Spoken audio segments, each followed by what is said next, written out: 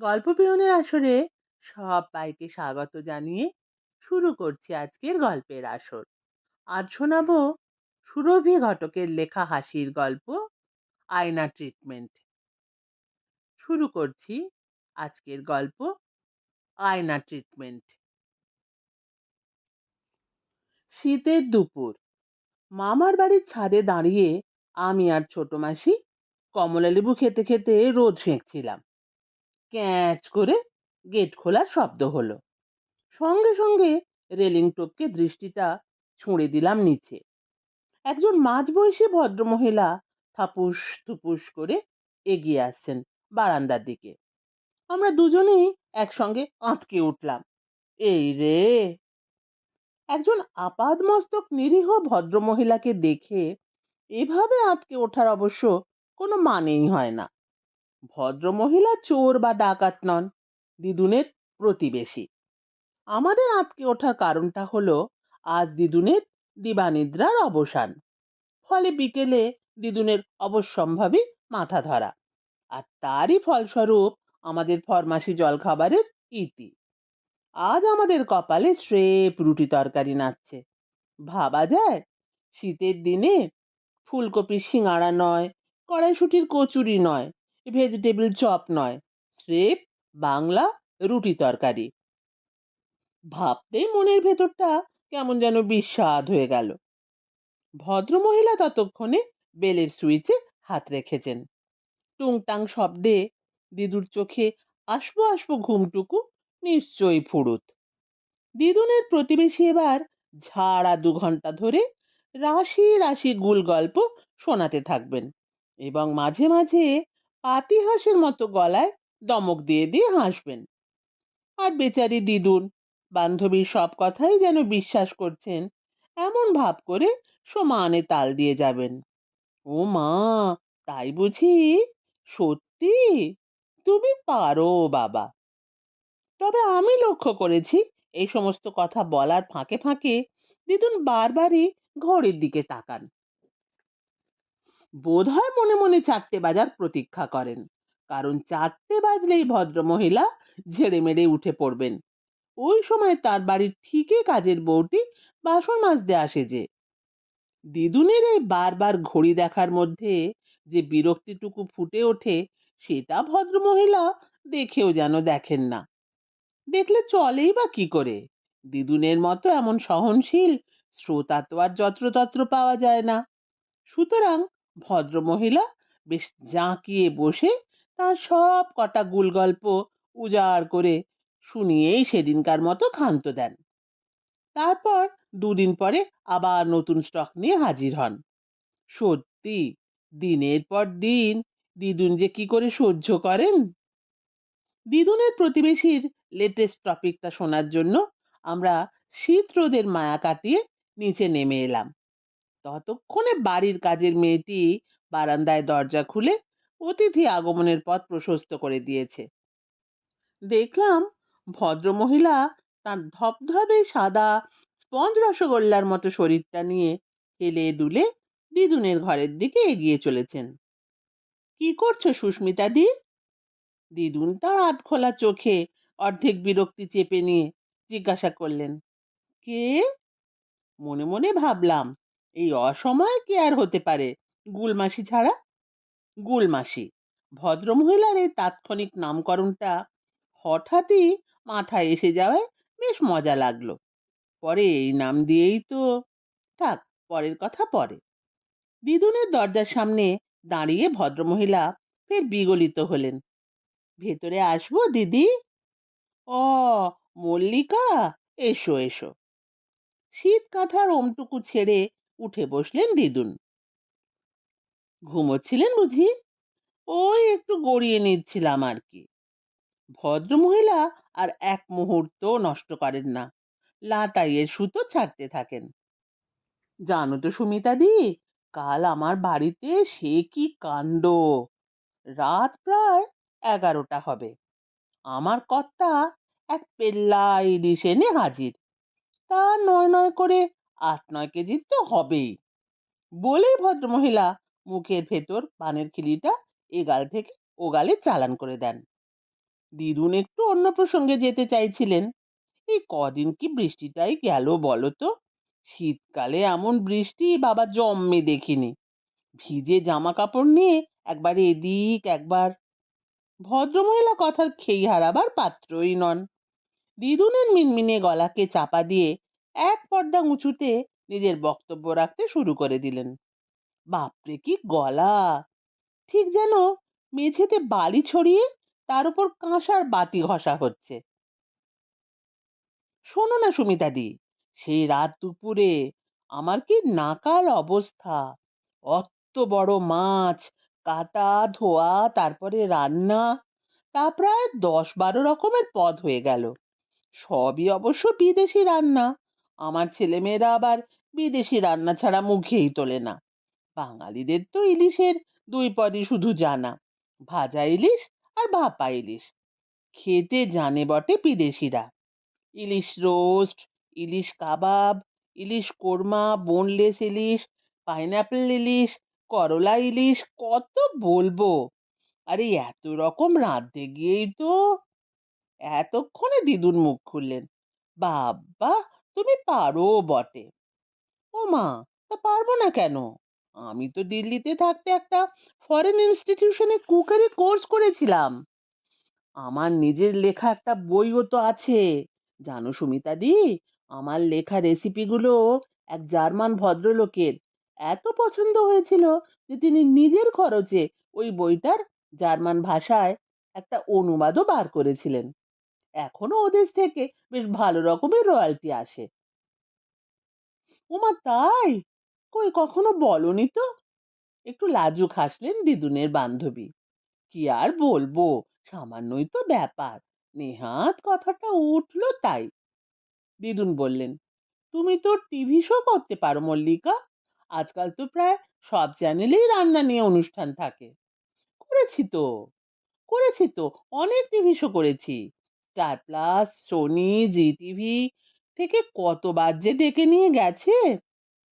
ছোট মাসিকে ফিসফিস করে বললাম, ওনার টিভি প্রোগ্রামটার নাম ছিল বোধহয় গুল আনলিমিটেড।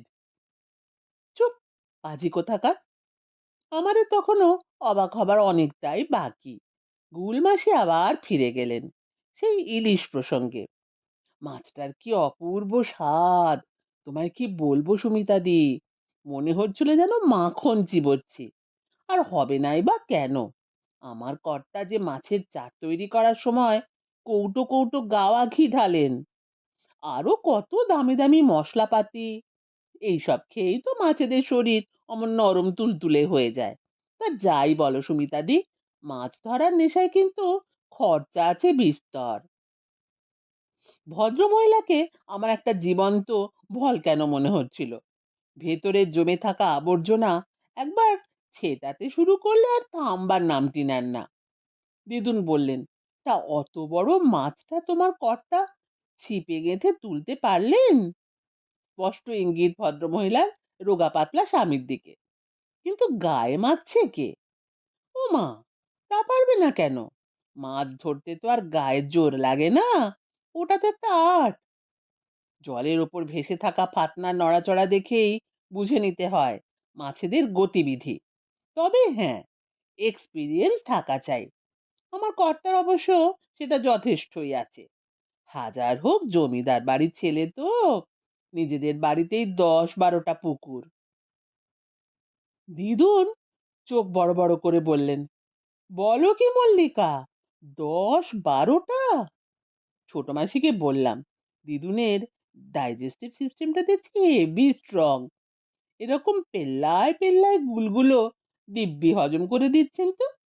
আমি হলে তো। কি করতিস তুই হলে? কি করতাম দেখবে? বলেই পর্দা সরিয়ে দিদুনের ঘরে হুড়মুড় করে ঢুকে পড়লাম। হ্যাঁ দিদুন, তোমাদের এখানে বুঝি পুকুরে ইলিশ চাষ হয়? তোর পাগল, পুকুরে আবার ইলিশ চাষ হয় নাকি? দিদুনের মিঠে ধমক। তবে যে উনি বললেন ছিপ দিয়ে ইলিশ মাছ ধরেছেন ওনার। ভদ্রমহিলা সঙ্গে সঙ্গে ধরে ফেলেছেন আক্রমণটা ঠিক কোন দিক থেকে আসছে।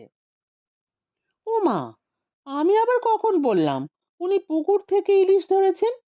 উনি তো গঙ্গাতেই ছিপ ফেলেছিলেন। আমাদের এই নীলমণি ঘাটে। আমি তো ছিপ দিয়ে ইলিশ ধরা, তাও কিনা আমাদের এই নীলমণি ঘাটে, যেখানে আধ মাইল কাদা ভাঙলে তবে গোড়ালি ডোবা জল। বাপরে, গুলের বহর বটে। কোনো রকমে হাসি চেপে ঘর থেকে বেরিয়ে এলাম। ছোট মাসি বলল, হলো তো থোতা মুখ ভোতা? মোটেই না, ওনার কথার অনেক কাটান ছিল। নেহাতি বয়সে বড় তাই, না হলে মুখের ওপরই বলে দিতাম। আপনারই এই গঙ্গায় ছিপ ফেলার গল্পটা এক গলা গঙ্গার জলে দাঁড়িয়ে বললেও কেউ বিশ্বাস করবে না। অমনি ভদ্রমহিলা বলে উঠতেন, অবিশ্বাস্য কিছু ঘটেছে বলেই না তোমাদের বলতে আসা? যে কেউ এ কাজ করতে পারলে তো কথাই ছিল না, নেহাতি আমার কর্তা বলে।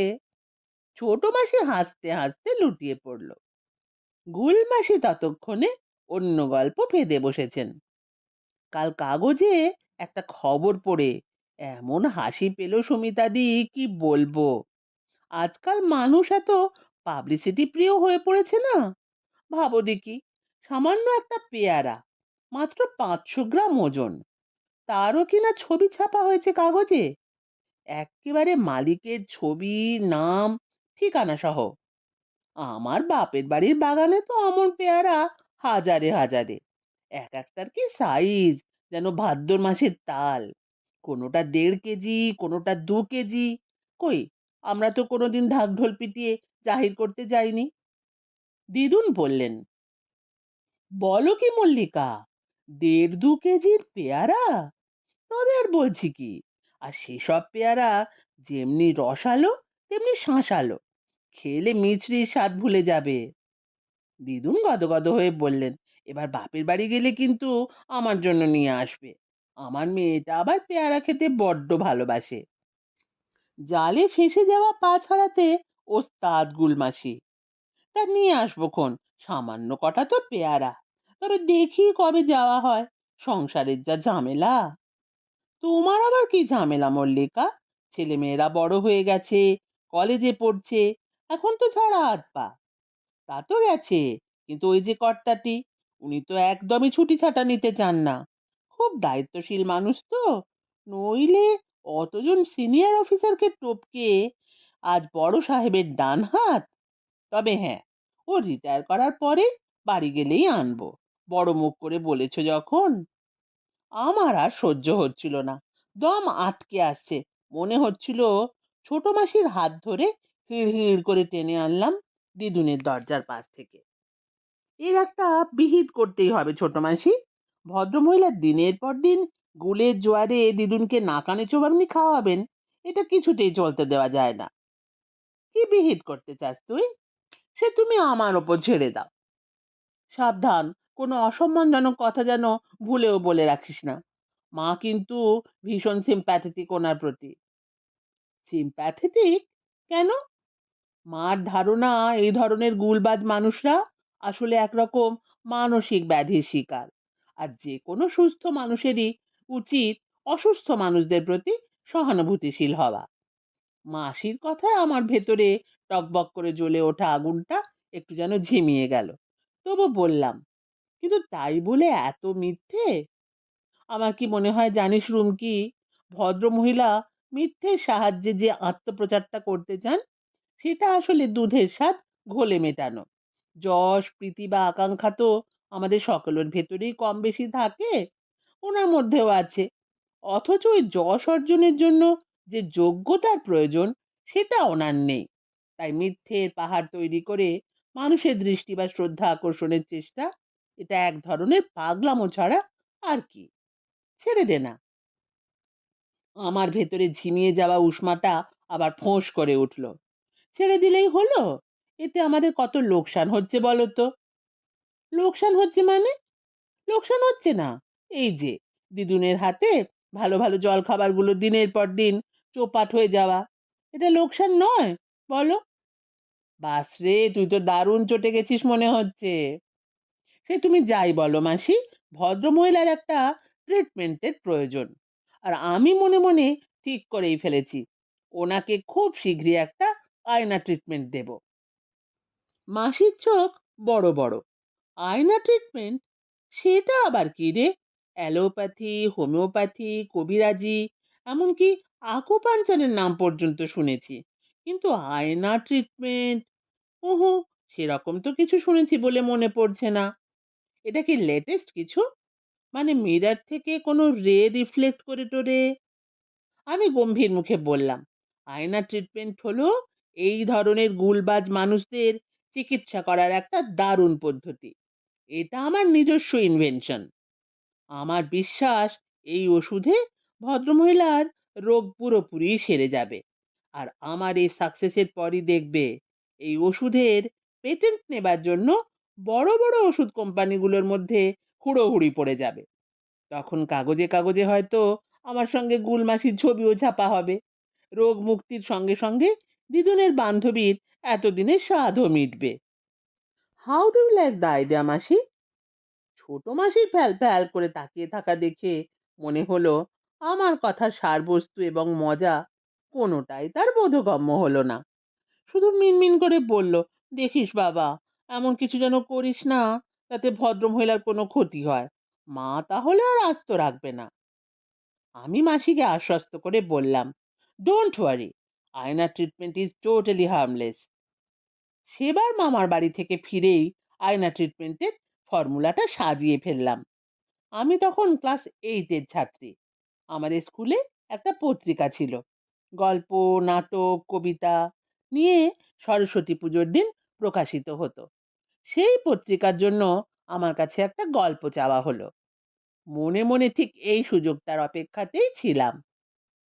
শিরার ভেতর ওষুধ ইনজেক্ট করার জন্য যেমন সিরিঞ্জ নামক একটা মাধ্যমের প্রয়োজন হয়, তেমন আমার আবিষ্কৃত আয়না ট্রিটমেন্টের জন্য এই পত্রিকা নামক একটা মাধ্যমের বিশেষ প্রয়োজন ছিল। আমি রাত জেগে একটা ছোট গল্প লিখে ফেললাম। নাম দিলাম গুলমাসি। সেই গল্পের মুখ্য চরিত্রে হুবহু এঁকে ফেললাম দিদুনের প্রতিবেশীকে। আর তার কাছে শোনা গল্পগুলো এক্কেবারে নিখুঁত ভাবে বসিয়ে দিলাম গুলমাসির মুখে। আয়না ট্রিটমেন্টের ফর্মুলা অনুসারে ওষুধ একেবারে রেডি। এবার শুধু রোগীর কাছে পৌঁছে দেওয়া দরকার। সেবার দোল উৎসবে চলে গেলাম মামার বাড়ি। ছোট মাসির সঙ্গে পরামর্শ করে এক মুঠো আবির আর পত্রিকাটা নিয়ে চলে গেলাম দিদুনের প্রতিবেশীর বাড়ি। Happy Holi aunty. পায়ে আবির দিয়ে প্রণাম করে হাতে পত্রিকাটা ধরিয়ে দিলাম। লাজুক লাজুক মুখ করে বললাম, এটা আমাদের স্কুলের পত্রিকা, এতে আমার একটা গল্প আছে। ও মা, তাই? তুমি লেখালেখিও করো বুঝি? বাহ, খুব ভালো কথা। আমিও লিখতাম জানো। আনন্দবাজার পত্রিকায় আমার কত গল্প বেরিয়েছে। দেশ পত্রিকাতে দীর্ঘদিন লিখেছি। একবার স্টেটসম্যান পত্রিকার সানডে সংখ্যায় আমার একটা প্রবন্ধ ছেপেছিল, পুরো দুপাতা। ভাবতে পারছো কি বিরাট কভারেজ! আসলে তখন তো এসব নিয়েই থাকতাম। নামডাকও ছড়িয়েছিল প্রচুর। তখন তোমার মেসমশায়ের তো তেমন রোজগার ছিল না, আমার টাকাতেই সংসার চলতো। আমি চোখ দুটোকে টেনে টেনে যতদূর সম্ভব বড় করলাম। ওমা আন্টি, আপনি তো সব দামি দামি কাগজেই লিখেছেন, কাটিং রাখা আছে নিশ্চয়? হ্যাঁ, সে তো আছেই, তবে এক্ষুনি বাপু দেখাতে পারবো না, একটু খুঁজে পেতে দেখাতে হবে। আসলে অনেক দিন আগের ব্যাপার তো, বুঝতেই পারছো। এ হেন চালাক মানুষের সঙ্গে পাল্লা দেওয়া আমার কর্ম নয়, তাই প্রসঙ্গ পাল্টালাম। এখন কেন লেখেন না আন্টি? একদম সময় পাই না রে, সংসারের যা ঝামেলা। তবে লিখতে না পারার জন্য মনটা কেমন খচখচ করে। অনেক দিনের অভ্যেস তো। তোকে আমার ছোটবেলার একটা গল্প বলি, শোন। আমার তখন 7-8 বছর বয়স। ওই সময় থেকে লেখালেখি শুরু। আমাদের বাড়িতে একটা গরু ছিল, নাম ছিল মৌলি। ধবধবে সাদা রং, বড় বড় কালো চোখ, আর ঘোরানো ঘোরানো দুটো শিং, অনেকটা হরিণের মতো। সিংহের এমন বাহার আমি আর দ্বিতীয়টি দেখিনি। একদিন দুপুরবেলা গোয়ালে বসে বসে তাকে নিয়ে একটা গল্প লিখে ফেললাম। সেই আমার প্রথম লেখা। গল্পটা কেমন হয়েছে জানবার জন্য ডাকে শরৎচন্দ্রকে পাঠিয়ে দিলাম। তখন তো ওনার খুব নাম ডাক। উনি তো পড়ে একদম মুগ্ধ। আমায় চিঠি দিয়ে জানালেন, তোমার গল্পটা একদম আদর্শ ছোট গল্প। তোমার লেখার স্টাইল যে কোনো লেখকের পক্ষে অনুকরণীয়। তুমি একদিন বিখ্যাত লেখিকা হবে, আমার বিশ্বাস। আমি তো চিঠি পেয়ে আহ্লাদে একেবারে আটখানা। ভাবো তো, অত বড় একজন মানুষের কাছ থেকে এমন কমপ্লিমেন্ট পাওয়া কি চারটিখানি কথা? তারপর হঠাৎ মুখখানা করুণ করে নিয়ে বললেন, তারপর কি হলো জানো? আমিও তখন মনে মনে দিদুনের মতো কেমন যেন অসাড় হয়ে গেছি। মশারা ফুল ফোটাবার আগে যেমন মুখের লালা মিশিয়ে জায়গাটাকে অসাড় করে দেয়, দিদুনের বন্ধুও ঠিক তেমনি ইনিয়ে বিনিয়ে মানুষের মনের মধ্যে একটা জায়গা তৈরি করে নিতে পারেন দেখলাম। তা না হলে আর একটা গুল গল্পের খপ্পরে পড়তে যাচ্ছি বুঝেও আমি কেন রিয়াক্ট করতে পারছি না? ওনার করুণ মুখের দিকে তাকিয়ে আমি ভিজে ভিজে গলায় বললাম, তারপর কি হলো আন্টি? উনি আঁচলে চোখ মুছে বললেন, তারপরই তো ওই মহেশ গল্পটা। ভাবা যায় অত বড় একজন লেখক শেষে কিনা। আমার তো তখন ছেড়ে দে মা, হেসে বাঁচে অবস্থা। অতি কষ্টে হাসি চেপে বললাম, সে কি আন্টি, আপনি কিছু বলেননি ওনাকে? আন্টি মুখে একটা তাচ্ছিল্যের হাসি ফুটিয়ে বললেন, খেপেছো? সামান্য একটা গল্পের জন্যে আমি ঝগড়া করতে যাব? কে কত নেবে নিক না। আরে বাবা, গল্পের ভান্ডার তো আমার মগজে। একবার কাগজ কলম নিয়ে বসলেই ঝরঝর করে বেরিয়ে আসবে। মনে মনে বললাম, দাঁড়াও, তোমার ওই গল্পের ভান্ডারে আমি যদি একটা জাম্বো তালা না ঝুলিয়ে দিয়েছি তো। মুখে বললাম, আর চলি আন্টি, আমার গল্পটা পড়ে জানাবেন কেমন লাগলো। হ্যাঁ হ্যাঁ, নিশ্চয়ই, কালকেই যাব তোমাদের বাড়ি। এরপর আরো 15 দিন মামার বাড়িতে ছিলাম। তার মধ্যে একদিনও দিদুনের বান্ধবী মুখ দেখাননি। দিদুন একদিন বললেন, মল্লিকার কি ব্যাপার বলতো, অনেকদিন আসছে না, অসুখ বিসুখ করেনি তো? ছোট মাসি বলল, অসুখ করা তো দূরের কথা মা, বরং ওনার পুরনো অসুখটাই ভালো হয়ে গেছে। তোমার নাতনি ওনাকে এমন এক আয়না ট্রিটমেন্ট দিয়েছে না। মানে? দিদুনেরও চোখ বড় বড়। মানে বুঝতে পারবে, তোমার নাতনির লেখা এই গল্পটা পড়ো, বলেই দিদুনের হাতে পত্রিকাটা ধরিয়ে দিয়ে আমরা দুধদার করে ওপরে। সেদিন বিকেলে জলখাবারে আমরা যে দিদুন স্পেশাল গাজরের হালুয়া পেয়েছিলাম, তা থেকেই স্পষ্ট হয়ে গিয়েছিল দিদুনের হাঁপ ছেড়ে বাঁচার ছবিটা। শুনছিলেন সুরভি ঘটকের লেখা হাসির গল্প আয়না ট্রিটমেন্ট। কেমন লাগলো কমেন্ট করে জানাবেন। ভালো লাগলে চ্যানেলটিকে সাবস্ক্রাইব করতে ভুলবেন না। ফিরে আসছি আবার কোনো গল্প নিয়ে।